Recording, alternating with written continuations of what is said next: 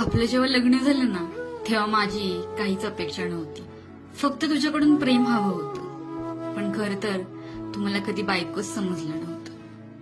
तुझ्यासाठी फक्त मी एका वस्तूप्रमाणे होते. जेव्हा गरज असेल तेव्हा वापरलं आणि नंतर बाजूला टाकलं. आपल्या मुलांना काय हवं ह्याकडेही तुझं लक्ष नसतं.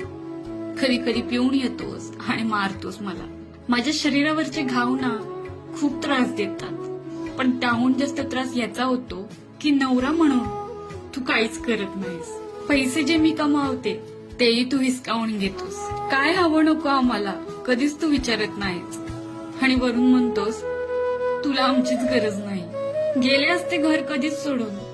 पण आई वडिलांची इज्जत म्हणून गप्प बसले मी. माझंच नशीब बेकार आहे.